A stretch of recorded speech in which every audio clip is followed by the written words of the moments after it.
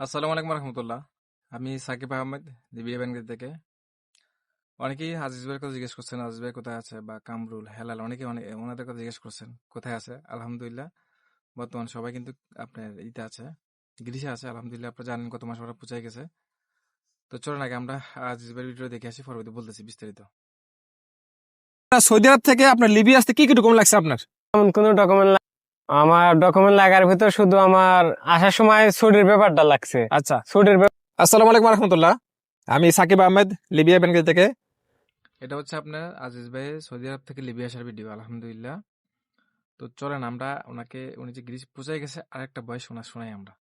আসসালামু আলাইকুম সাকিব ভাই, কি অবস্থা, কেমন আছেন? আলহামদুলিল্লাহ, আমরা তো গ্রিসে পৌঁছে গেছি অনেক আগেই। আপনি তো অবশ্যই জানেন, আমরা তো আর বলতে পারি নাই। তো আমরা বর্তমানে এখন গ্রিস ক্যাম্পে আছি। কি একটা ক্যাম্প, সামস একটা ক্যাম্পের নাম, সেই ক্যাম্পে আছি। তো এতদিন ফোন ছিল না তো কাছে, আজকে ফোন হাতে পাইছি, কিন্তু চার্জার পাই নাই। আমার ফোনে চার্জ নাই। অন্য অন্য কিছু ফোনে চার্জ আছে, কিন্তু কেউ চার্জার দেয় না। তার জন্য কথা বলতে পারতেছি না।